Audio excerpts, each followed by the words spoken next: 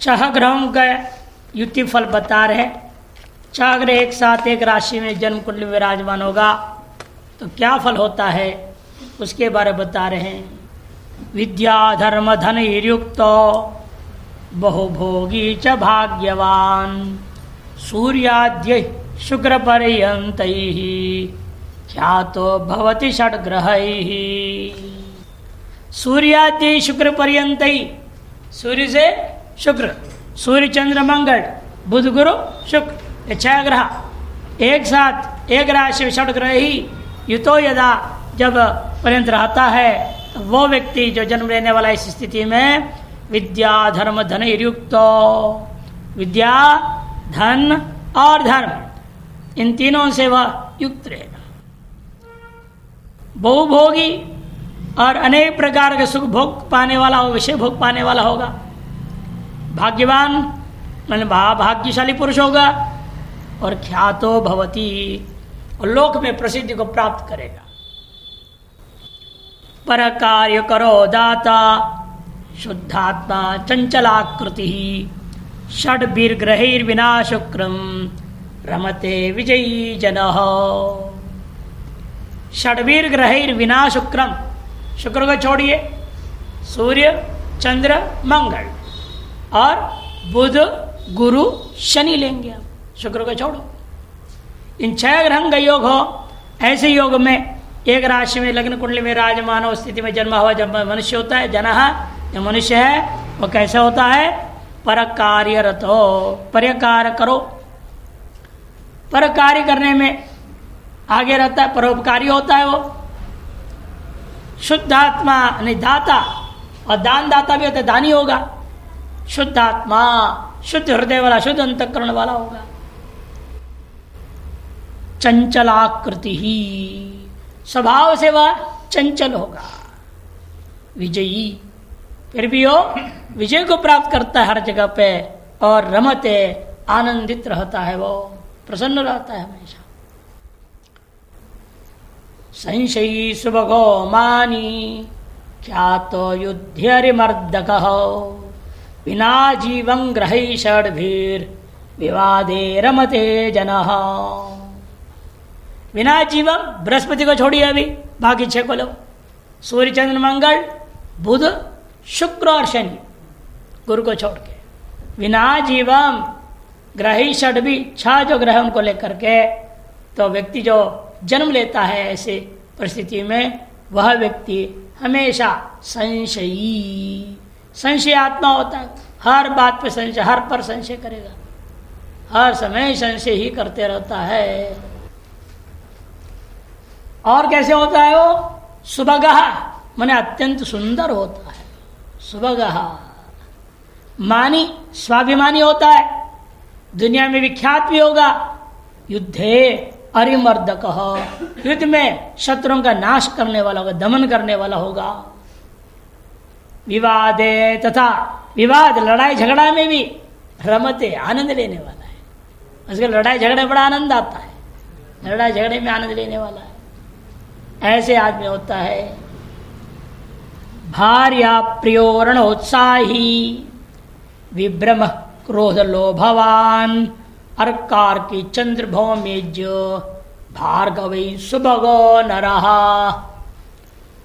कहते हैं अर्क मने सूर्य, अर्की मने शनि, चंद्र मंगल, इज्य मने गुरु और भार्गव मने शुक्र, बुध को छोड़ दिया अभी। इसे छोड़ के अन्य जो छह ग्रह हैं ये अगर एक राशि में विद्यमान रहेंगे तो भार्गव ही, इज्य और भार्गव, इज्य मने गुरु और भार्गव मने शुक्र। तो सूर्य चंद्र मंगल और उधर क्या लिया, गुरु शुक्र शनि, बुध को छोड़ा। ऐसे छह ग्रहों का योग यदि एक राशि में जन्म कुंडली में जैसे आदमी का, वह व्यक्ति कैसे होता है, वह सुभगः, वह सुंदर होता है। साथ साथ भार्या प्रियो, वह व्यक्ति भार्या प्रिय होता है, पत्नी से प्रेम करने वाला होता है। रणोत्साही, संग्राम में उत्साह युक्त रहने वाला होगा, किंतु साथ साथ विभ्रम, क्रोध और लोभ वाला है। भ्रांति से युक्त रहता है, हमेशा संशयग्रस्त रहता है, भ्रांतिग्रस्त रहता है, क्रोधशील है वो, साथ साथ मान लोभी भी होता है। मनुष्य, ऐसा मनुष्य हाल विशेष बता दिया। अंत में कदे सुबह मैंने सुंदर होता है। कलत्रहीनो निर्द्रव्य राजमंत्री क्षमायुत रविंदु बुध जीवार की भृगुही सुबगो नरह। रवि इंदु बुध, अब बुध को ले लिया, मंगल को छोड़ दिया, सूर्य चंद्र बुध, फिर बाकी वही है गुरु शुक्र शनि, 3 3 6 हो गया। मंगल को छोड़ के बाकी 6 को ले लो। ऐसे भृगुभी सह योग यदि हो तो वह न रहा। नर कैसे होता है? कलत्रहीन, वह स्त्री से रहित होगा। दूसरा निर्द्रव्यो, धनहीन होगा। राजा का मंत्री होते हुए देखो, राजा का मंत्री भी हो सकता है।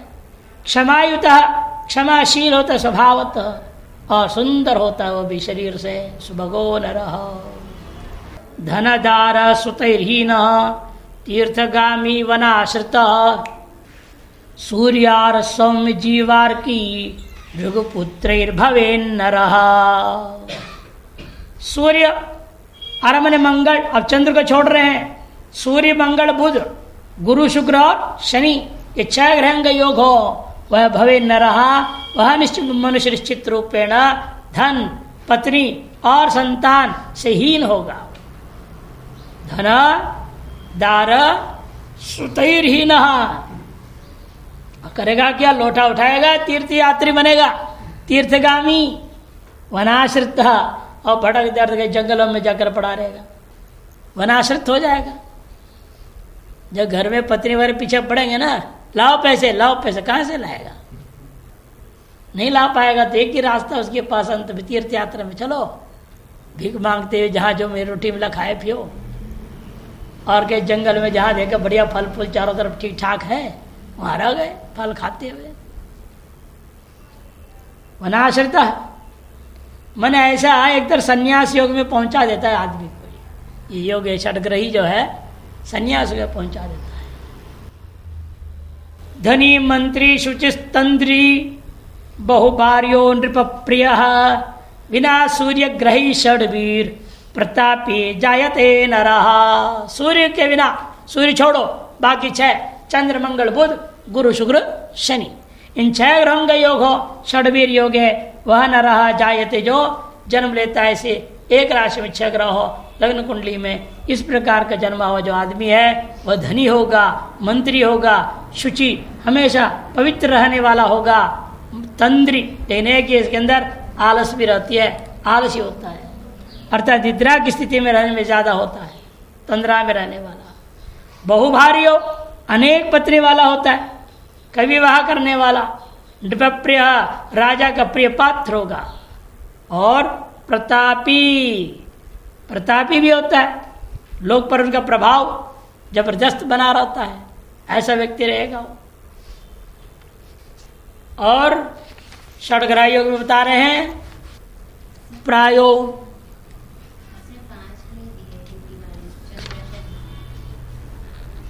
चंद्र मंगल बुध शुक्र, अरे गुरु छोड़ दिया, गलती हो गई है, लिख लेना। सूर्य को छोड़ के बाकी लेना है ना आपने, सूर्य को छोड़ के बाकी 5-6 जो आपके गुरु है, चंद्र मंगल बुध गुरु शुक्र शनि, ये होता है। वो गुरु बोल गया है छापने में इन्होंने गुरु।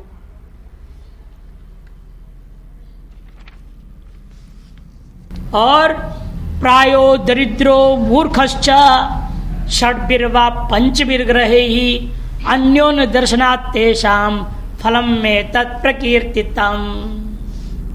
प्राय आप सामान्य बता दिया, कोई भी 5 ग्रह एक साथ हो या कोई 6 ग्रह एक साथ हो, न राहु केतु को लेकर के भी 5 ग्रह एक साथ हो, 4 अन्य राहु बैठ गया, केतु बैठ गया, या अन्य 5 ग्रह हैं, 6ठा 7वां 6ठे राहु या केतु हो गया, या उनमें भी तारतम्य कर लेना, कोई भी 5 या कोई भी 6। षड्भिर्वा पंचभिर्ग्रहे ही, 5 ग्रह या 6 ग्रह, अन्यो निदर्शनात् तेषाम, और उनका दृष्टि एक दूसरे पर पड़ जाए, अन्योन्य दर्शनात् तेषाम, वह कैसा होगा? प्रायः दरिद्र होगा, प्रायः मूर्ख भी होगा।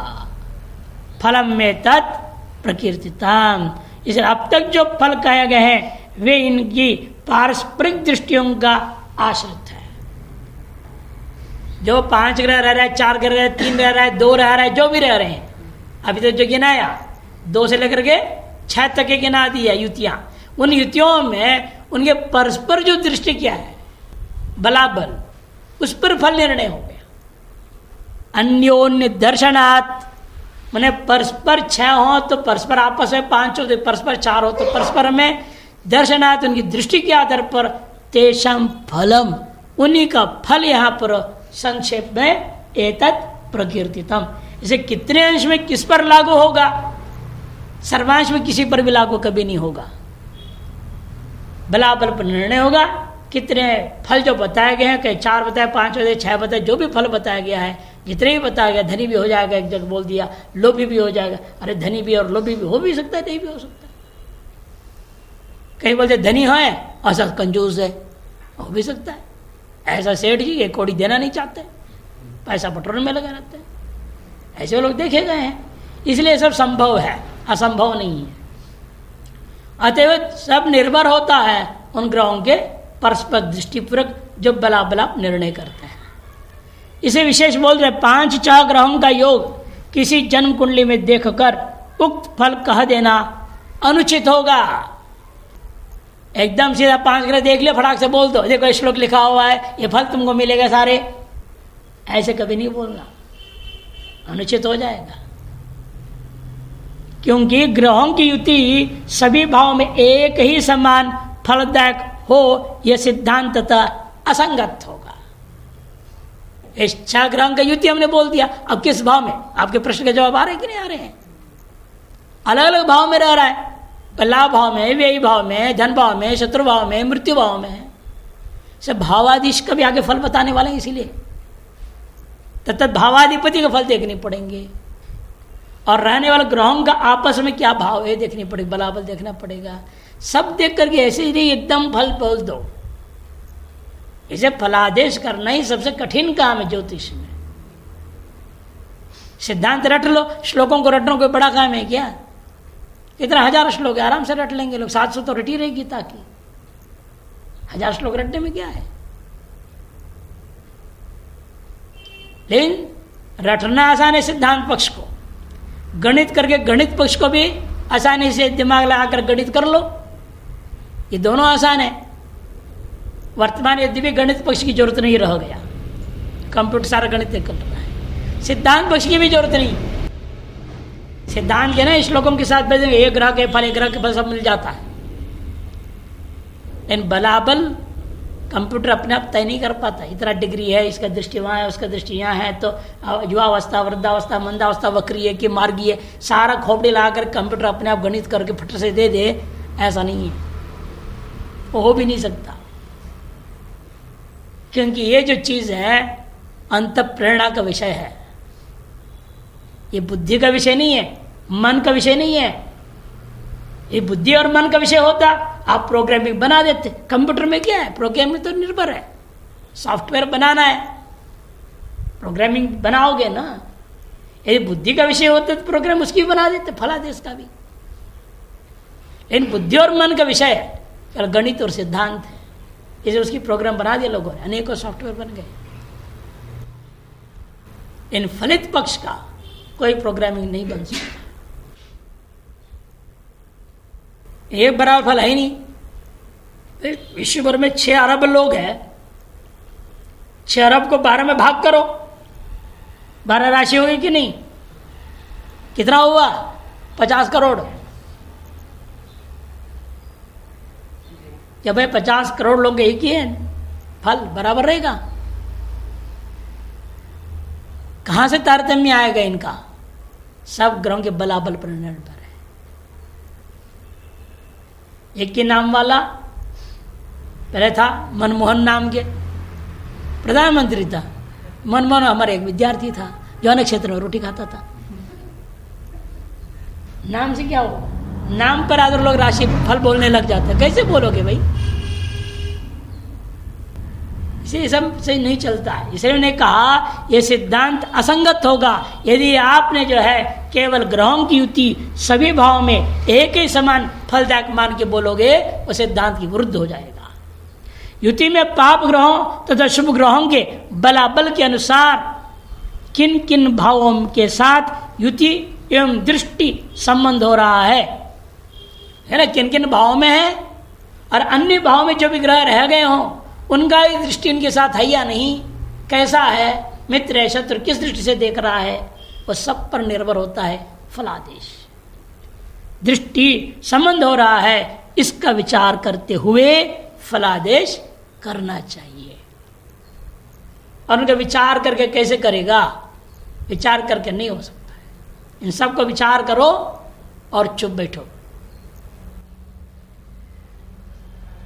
फलादेश करने की प्रक्रिया ही होती है, आप बुद्धि से जितने विचार कर सकते किसी कुंडली का बारे में बलाबल तय कर लो, समझ लो और बैठ जाओ। अंत प्रेरणा आएगी आपके अंदर से कि इसको ये उपाय करना है, ये काम करो, इसकी ये दशा है, ये स्थिति है।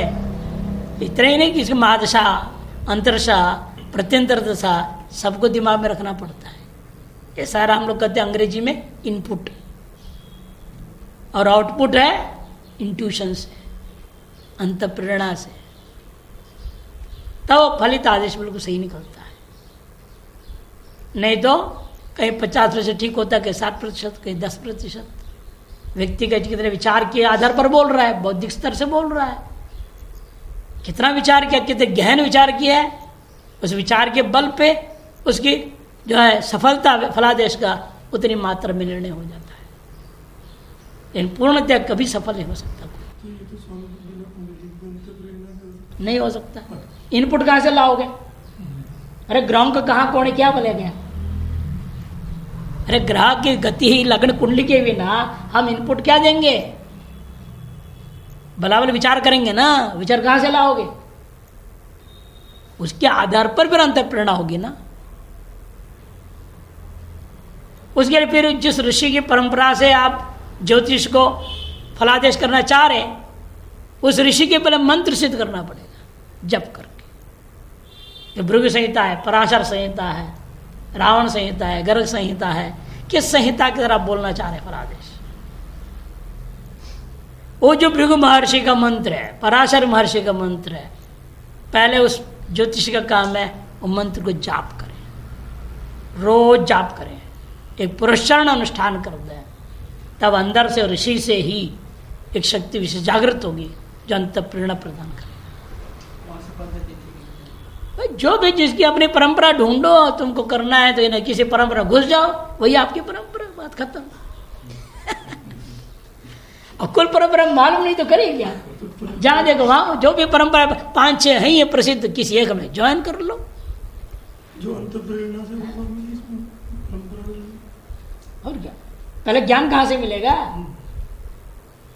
बार बार वही बोल रहा हूं, इनपुट कहां से आएगा? परंपरा में घुसना की बात है जरूरी, उसके बिना कैसे होगा? अपना पंत प्रेरणा थोड़ा होने लग जाए, ऐसे ब्रह्म ज्ञानी में भी नहीं होता है, दूसरे में क्या होने वाला है? किसी में भी नहीं हो सकता अपने आप। किसी विषय का अंत प्रेरणा है, पहले विषय का ज्ञान चाहिए अंदर। विषय का ज्ञान कहां से आए? परंपरा के बिना आएगा क्या? ऋषि की कृपा आ जाएगी क्या? ऐसे भी ऋषि कृपा करने लग जाए सब पे, ऐसा नहीं होता है। इसलिए अनुष्ठान करना पड़ता है। अब अंतिम बता रहे 7 ग्रहों का युतिपन। 7 ग्रह एक साथ है, वो 2 को छोड़ के, राहु केतु को छोड़ के 7 एक साथ है। तब क्या होगा? दिवाकर निभस्तेजा भूपमान्य शिव प्रिय सूर्याद्य शनि पर्यंत योगे दानी धनान्वित। दिवाकर निभः तेजा, सूर्याद्य शनि पर्यंत, सूर्य से शनि पर्यंत सातों ग्रह एक राशि में विराजमान हो किसी के लग्न कुंडली में, ऐसी अवस्था में जन्म लिया वो जो बालक है या बालिका, वो कैसे होंगे? दिवाकर के सदृश, निभ बने सदृश, दीवार के सदृश माने सूर्य के सदृश तेज वाला होगा। भूपमान्य, राजा के द्वारा सम्मानित पूज्य हो जाएगा वो। और शिव प्रिय, वह शिव भक्त होता है, वह दानी होगा और धन से युक्त भी होगा।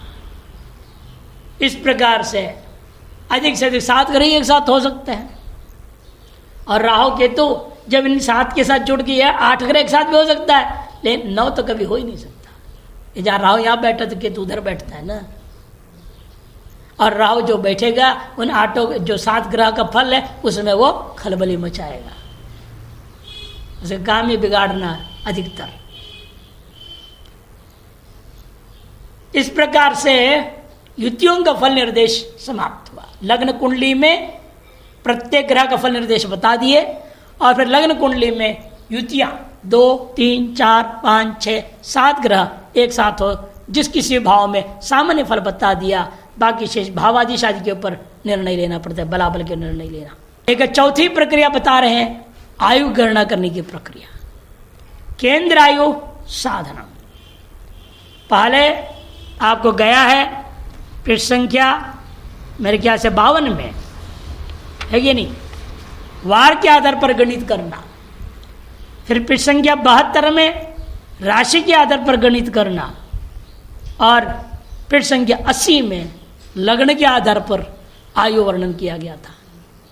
वार, राशि और लग्न 52, 72 और 80 पृष्ठ संख्या में जा चुका है।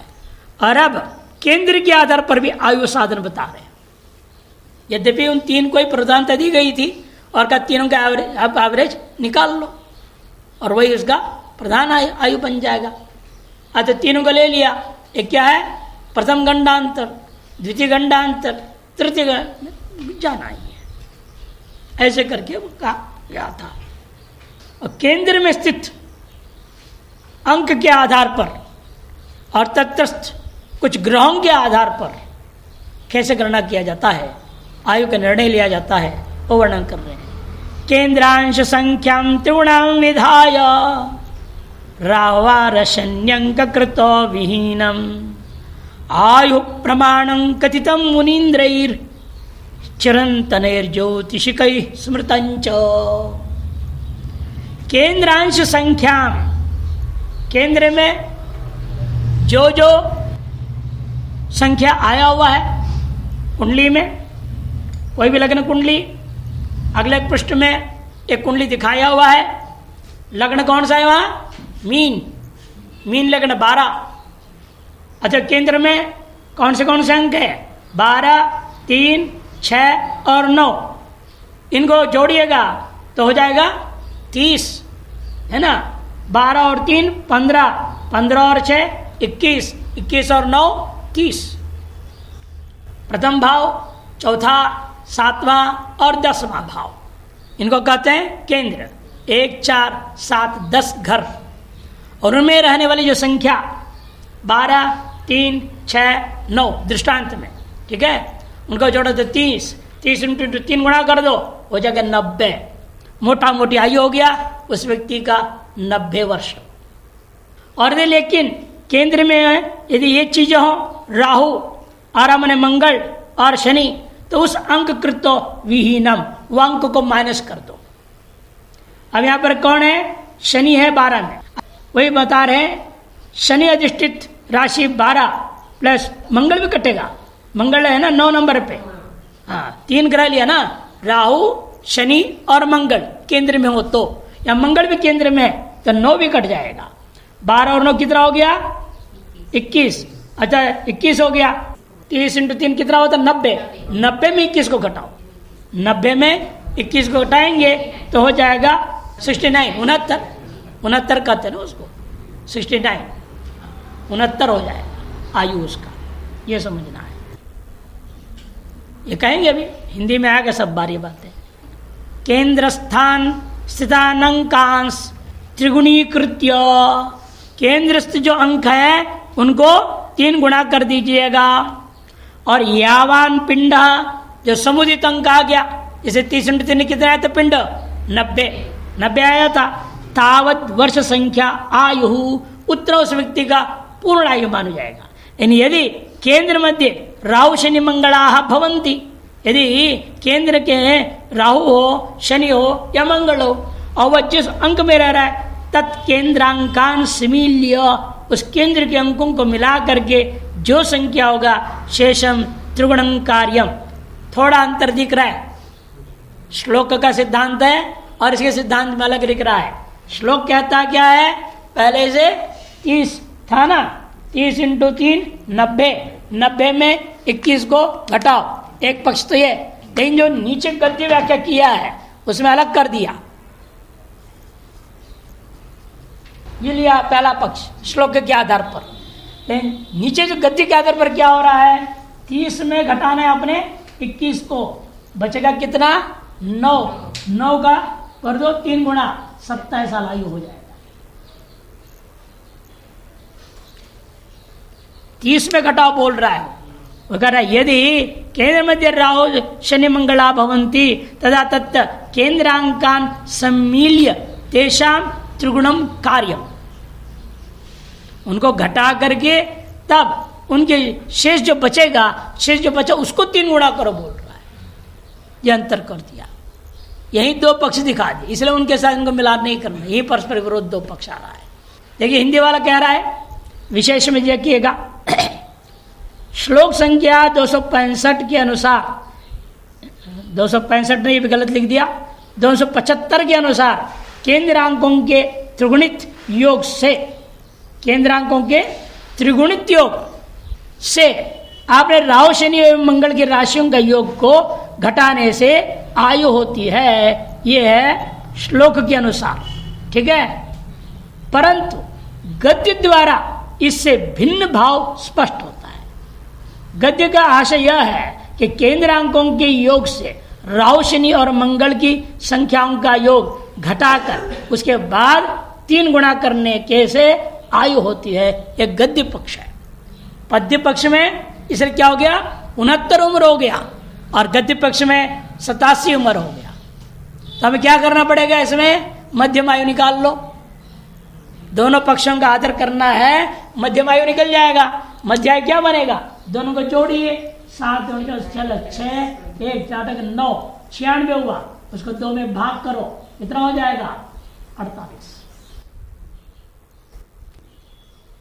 उसके मध्यम आयु से हो जाएगा 48। हम कहेंगे तब 27 न्यूनतम आयु, वहां गणना से बच गया पूजा पाठ आदि किसी भाग्य से, तो 48 तक जाएगा, और 48 में बच गया तो 69 तक जाएगा। इस तरह से 3 आयु यहां भी निकल जाता है। इसलिए वो अलग प्रक्रिया, अलग प्रकृति 3 आयु का है। ये इन्होंने कहा। इस प्रकार से आपके द्वितीय अध्याय पर विचार समाप्त हो जाता है। और ये अंतिम पंक्ति लिख रहे हैं, दोनों स्थितियों में अपेक्षाकृत प्रथम सिद्धांत व्यवहार योग्य है। माने श्लोक का सिद्धांत व्यवहार योग्य है, गद्य का सिद्धांत व्यवहार योग्य नहीं है। फिर दोनों को आदर करना है तो प्रक्रिया यही हो सकता है, और कोई तरीका नहीं है। मध्यम आयु मान लेंगे उसको। अब आरंभ होता है तृतीय अध्याय। प्रमुख अध्याय मुख्य यही है। अभी तक जो फलादेश पढ़ रहे थे चंद्र कुंडली के अनुसार था, लग्न कुंडली के अनुसार था। ये भी लग्न कुंडली के अनुसार है, लेकिन अभी तक लग्न कुंडली में ग्रहों का बता दिया। पहले भाव में ग्रह सूर्य हो, दूसरे भाव में, तीसरे भाव में, हर ग्रह का 12 ग्रहों का फल बताती है कि नहीं? राहु का भी अलग बता दिया, केतु का भी अलग बताया। इसलिए लग्न कुंडली में हर एक भाव में विद्यमान ग्रह फल बता दिया, लेकिन उससे पर्याप्त नहीं है। वह जिस भाव में रह रहा है वो भावाधिपति कौन है, उस भावाधिपति का क्या फल है, उसको भी तालमेल में बिठाना पड़ता है। अब वो मुख्य सिद्धांत पोता ने आरंभ करने के लिए तीसरा अध्याय आरंभ होता है। इसके अलावा विभिन्न प्रकार के योगों का भी यहाँ वर्णन करेंगे। अतएव तृतीय अध्याय में मंगलाचरण कर रहे हैं। पहला अध्याय में तो अनेकों मंगलाचरण किए, द्वितीय अध्याय में कोई मंगलाचरण नहीं है, तृतीय अध्याय में मंगलाचरण किया जा रहा है। प्रणिपत्य परंज्योति सर्वंच जगती तलम तम प्रशमनम वक्ष्ये जन्मशास्त्र प्रदीपकम। प्रणिपत्य परंज्योति सर्वंच जगती तलम तम प्रशनम च वक्ष्य।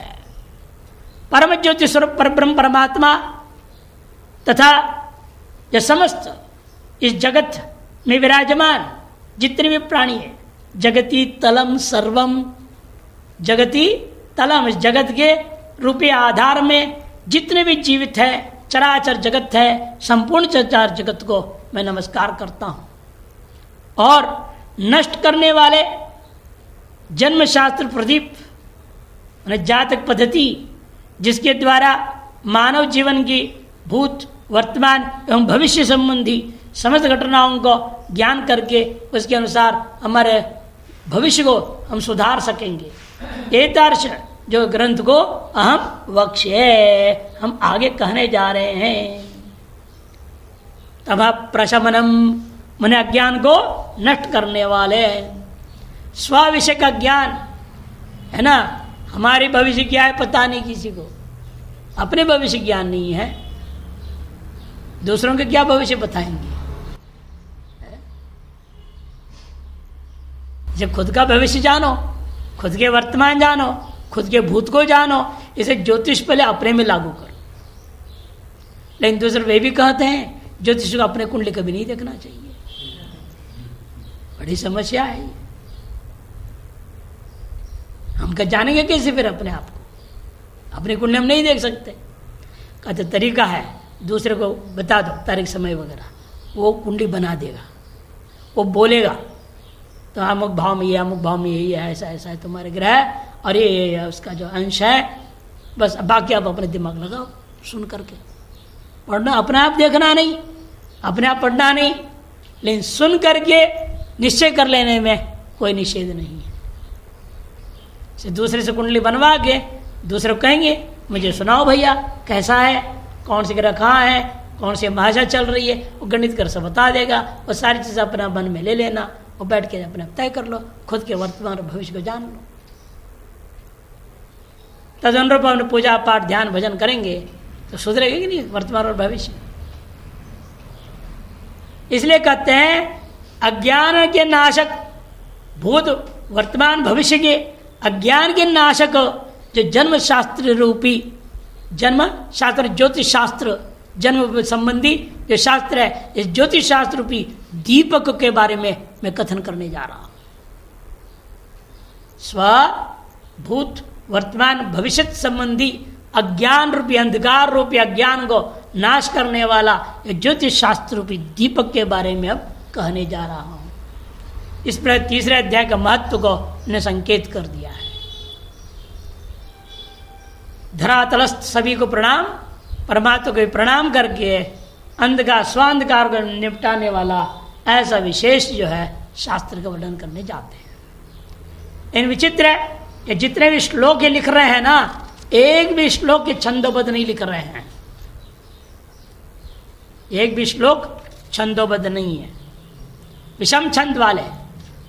जैसे पहला वाले में देखिए 7 और 11 18 अक्षर है, दूसरे में 9 और 9 का विभाग करना पड़ता है, 18 अक्षर, 18 अक्षर है, पूर्वार्ध 18 है, उत्तरार्ध भी 18 अक्षर है। लेकिन पाद से विचार करके देखेंगे गड़बड़ा गया।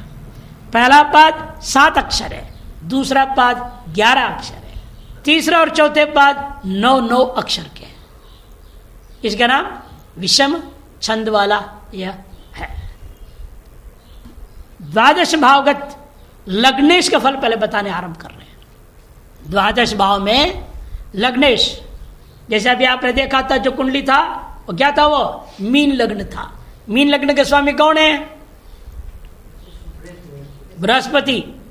मीन का स्वामी बृहस्पति होता है, गुरु। और वो यदि पहले भाव में हो, लग्नेश लग्न में ही है तो क्या फल है, और लग्नेश द्वितीय भाव यानी धन भाव में हो तो क्या फल देगा। लग्नेश जो गुरु है लग्न में ही रह रहा है तो क्या फल है। लग्नेश गुरु द्वितीय भाव में रह रहा है तो धनेश में धन भाव में रह रहा है तो उसका क्या फल होगा।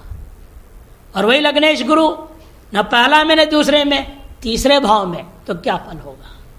पहले लग्नेश का फल लग्न कुंडली में विभिन्न भावों में रहने पर क्या फल होता है वो वर्णन करने जा रहे हैं। फिर द्वितीयेश का, तृतीयेश का, बन इसका नाम भावेश। लग्नेश का मतलब क्या? प्रथम भाव। प्रथम भाव का जो ईश उसको लग्नेश कहा जाएगा, द्वितीय भाव का जो ईश उसको धनेश कहा जाएगा, तृतीय भाव का ईश मित्रेश कहा जाएगा, चौथे भाव का ईश मातृश कहा जाएगा। इस तरह से तत्त भाव के नाम से तत्त ईश कहा जाता है। अब लग्नेश का अर्थात प्रथम भाव का जो ईश है, जो भी आपके लग्न कुंडली में प्रथम भाव में जो राशि होगा उस राशि के स्वामी को प्रथमेश या लग्नेश कहा जाएगा। वह यदि लग्न में ही रह रहा है तो क्या फल होगा? लग्नाधिपतिर लग्ने नीरोगम दीर्घ जीविनम कुरुते अति बलम अवनीशम वा भूलाभ समन्वितम जातम। लग्नाधिपति लग्न में बैठा हो, ऐसी स्थिति में जिस बालक का जन्म हुआ है वह बालक निश्चित रूपेण निरोगी, रोग रहित होगा, स्वस्थ होगा, दीर्घ जीविनम, लंबी आयु वाला होगा। ऐसे उस व्यक्ति को जातम कुरुते अन्वय, जातम का कुरुते क्रियापद से इस जन्मे हुए का ऐसा फल उसका प्राप्त होगा। साथ साथ अति बलम, बलवान होगा। अवनीशम, अवनी मने पृथ्वी, पृथ्वी का वो ईश, पूरे पृथ्वी का राजा बन जाएगा वो। अति बलम अवनीशम वा, अथवा कहते वो भूलाभ समन्वितम, भूमि के लाभ से युक्त बड़ा जो है जमींदार बन जाएगा, जमींदार बनेगा। 100 एकड़ जमीन का, 200 एकड़ जमीन के मालिक बन जाएगा। 100 गज 200 गज के लिए परेशान आदमी हो रहा है, लेकिन वो जो है 100 एकड़ की जमीन का मालिक बन गया।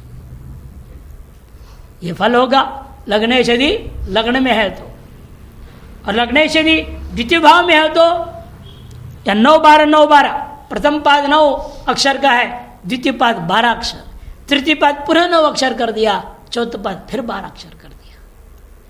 पादशः अक्षर संख्या विषम हो जाए उसका नाम विषम छंद होता है। अक्षर संख्या बराबर होनी चाहिए तो सम छंद है। सम छंद प्रसिद्ध है, अनेकों 24 अक्षर तक के है, नहीं 26 अक्षर, एक पाद में 26 अक्षर, इतने बड़े बड़े। पंक्ति छंद 5 अक्षर एक पाद में, पंक्ति छंद से लेकर के 26 अक्षर वाले अति प्रकृति छंद है। छंद विचित्ति नाम ग्रंथ है, इनको पढ़ेंगे। पिंगल सूत्र है, छंद सूत्र, तो वो सारे छंदों का वर्णन आता है। तो वहीं अंत में उन्होंने इन विषम छंदों का योग का भी वर्णन किया है। इस प्रकार से करना कोई गलत नहीं है, बनाया जा सकता है, वही इन्होंने बनाया है। लग्नपतिर धन भवने धनवंतम विपुल जीविनम स्थूलम अतिबलम अवनीशम वा भूलाभम वा सुधर्म रथं कुरुते। उत्तरार्ध में कुछ कुछ हिस्सा बराबर है। धन भाव में लग्नेश रहेगा तो कुछ समान फल दे रहा है। देखिए लग्नपतिर धन भाव ने, मतलब धन भाव में हो, द्वितीय भाव में हो तो व्यक्ति धनवान हो जाएगा। विपुल जीविनम, काफी जीवन व्यतीत करेगा, दीर्घ जीवन नहीं होगा। विपुल यदि दीर्घवाची ले लें तो दीर्घ आयु वाला ये भी हो जाएगा। विपुल होता है अधिक जीने वाला है। स्थूलम, मोटा शरीर वाला होगा, अत्यंत शक्तिशाली भी होगा। अतिबलम अवनीशंच, और वह जमीन जब मैंने राजा भी बनेगा, पूरे पृथ्वी का राजा भी हो सकता है। अथवा भूला भम्बा, अथवा भूमि का मालिक बनेगा भी भूला भम्बा। सुधर्म रतम, एक और विशेषता, सुधर्म में आसक्त रहता है। वैदिक सनातन धर्म सुधर्म है, बाकी सब कुधर्म है। वैदिक सनातन धर्म ही सुधर्म है, बाकी सब कुधर्म है। सुधर्म रतम उन्हें वैदिक सनातन धर्म में अभिरत रहता है, संप्रदाय में से ऊपर उठ जाता है। ये संप्रदाय वह सब बिगाड़ दिए हैं, वैदिक सनातन धर्म से आदमी को हटा दिए हैं। वैदिक संप्रदाय में 5 संप्रदाय था। कौन से थे?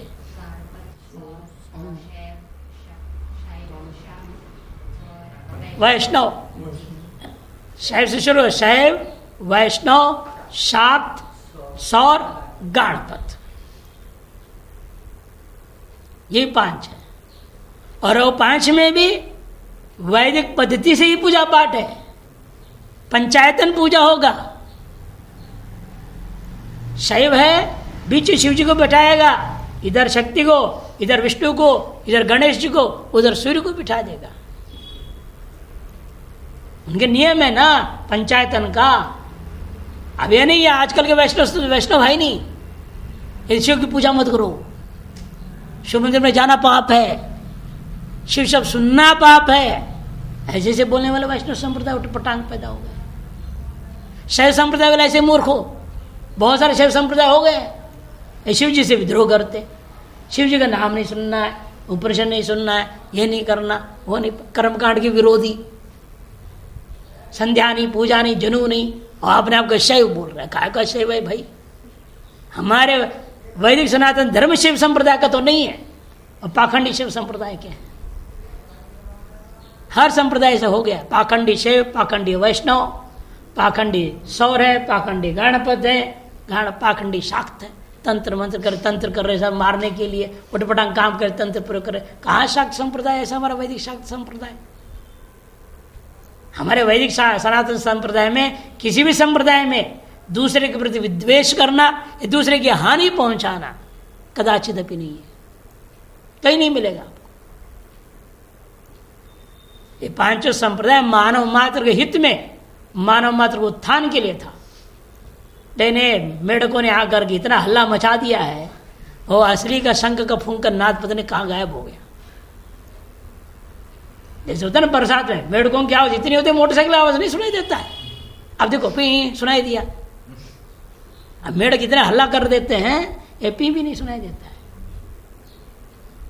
वैसे ही अनेक संप्रदाय हो रखे दुनिया भर के, इसलिए कहते हैं यहाँ सुधर्म विशेषण देना पड़े, इसलिए बोल रहा हूं सुधर्म रतम क्यों कहा। अब तक धर्मरतम बोलते थे, धार्मिक होता है, इन यहाँ की सुधा शुभ सर जोड़ दिया, ज्ञापन करने के लिए वैदिक सनातन धर्म में ही वो अभिरत रहता है, अन्य कुधर्मों में, तात्कालिक धर्मों में, पाखंडी धर्मों में अभिरत तो नहीं होता है।